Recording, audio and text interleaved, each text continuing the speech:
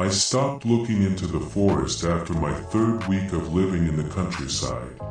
I learned to keep my eyes on the water right before its shore, trained away from the tree limb like I trained them from a corpse.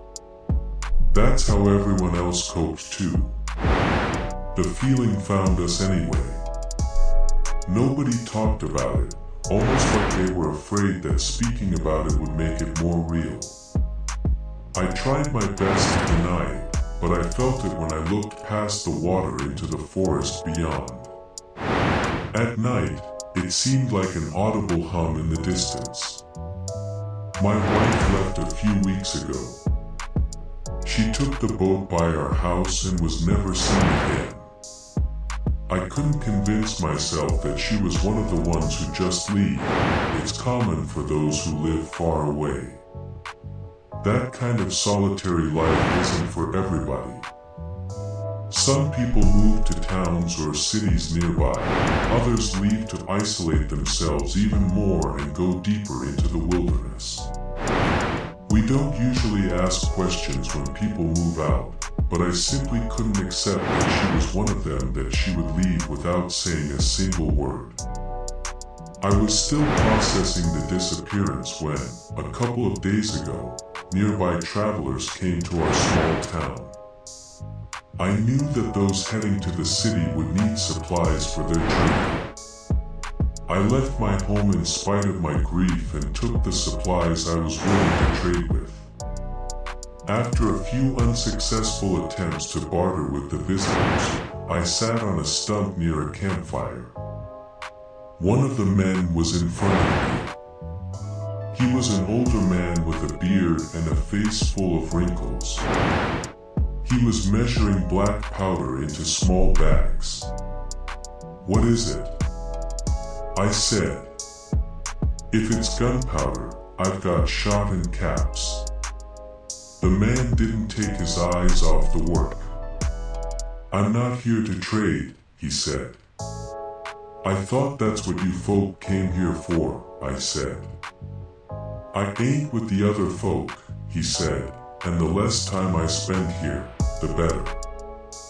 I already knew where this was going. The man was a hermit.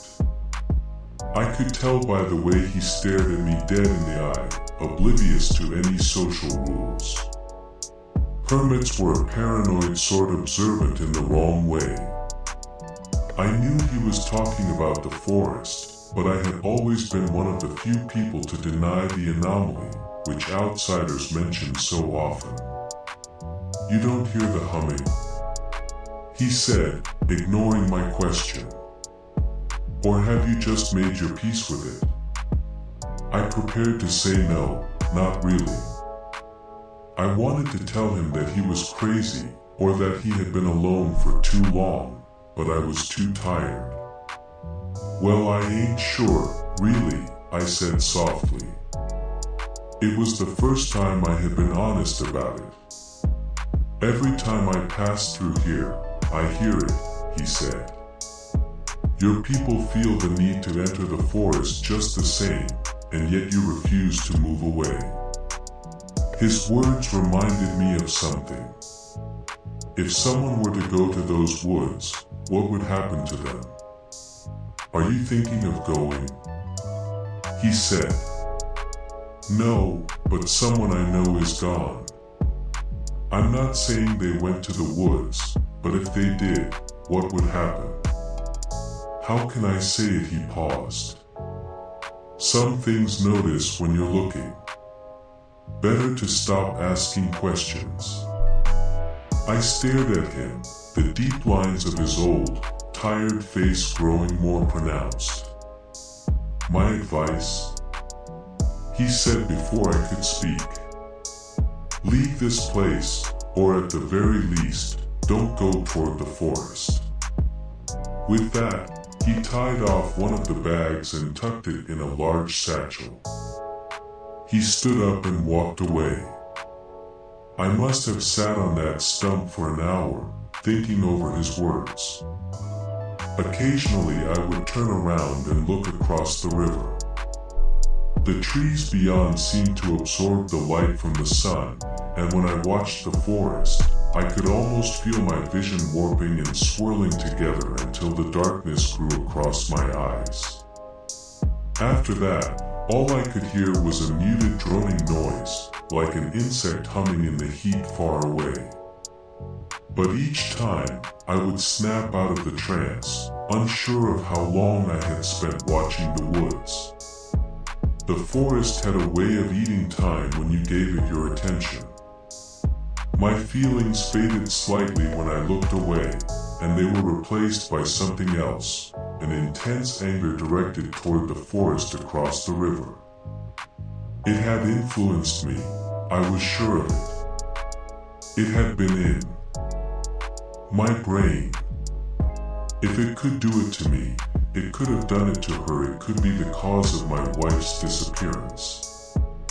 I entered my house and exited moments later with a hunting rifle strapped across my back and a knife on my belt. I walked toward one of the boats on the shore and pushed it out into the water, jumping on it and starting the engine. I hesitated for a moment upon processing my actions, but I didn't change my mind.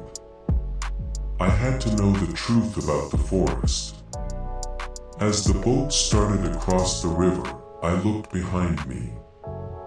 The hermit was watching me from afar.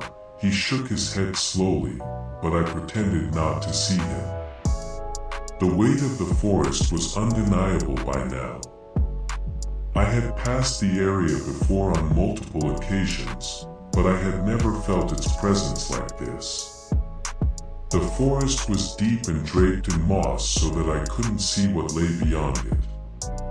When the boat drew closer, I heard a barely audible humming noise, and my vision warped again. I jumped slightly when the boat's side brushed against the root of a cypress tree, waking me up from my trance. I turned off the engine just as the boat approached the land. It slowed with a gentle thud and slid onto the muddy shore. I had reached the forest sooner than I had expected, almost as if I had been asleep during the short journey. The only sound was that of the tiny waves splashing against the metal side. I grabbed a rope and jumped off, tying the boat to a tree. The shore was covered in trees and steep banks that made it impossible to reach the forest.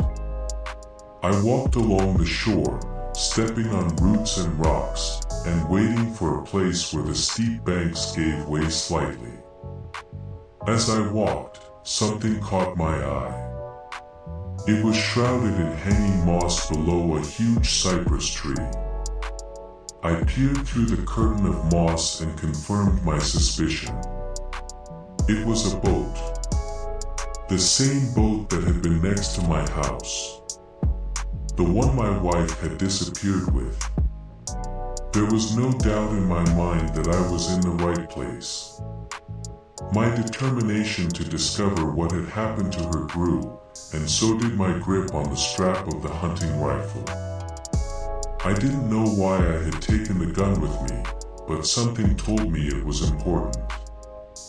The steep banks finally lowered, and I climbed onto the higher, dry forest floor. It wasn't nearly as dense as it had looked from the other side of the river, but the vines and moss hanging from the maple trees made it difficult to see deep within the woods. I didn't know where I was going or what I was looking for, but I pressed onward anyway. After walking forward for a while, I heard a loud rustle from the trees above me. I realized at that moment how tense my nerves had been. The faint sound had been enough to make me jump, and I forced myself to steady my breathing. Why was I so nervous? I heard the sound again, and when I looked up, the leaves and branches obscured my sight. "It's just a bird," I whispered to myself, "steady yourself." The second the words exited my mouth, I saw something in the underbrush. It looked like an old, decaying piece of leather. I walked over and picked it up, studying it closely. It was a boot. I put it down upon noting that it was too large to be my wife's. And besides, old shoes aren't that uncommon to find in places like that. But when I looked forward again, I saw another shoe. I scanned the ground to find another, and then more.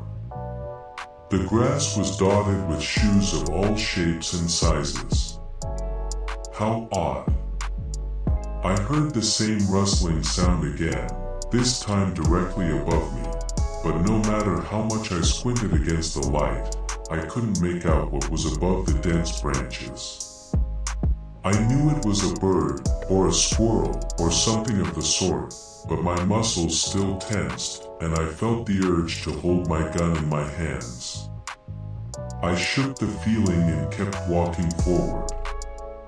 The light of day was quickly dimming, and I made a mental note to leave soon after sunset. A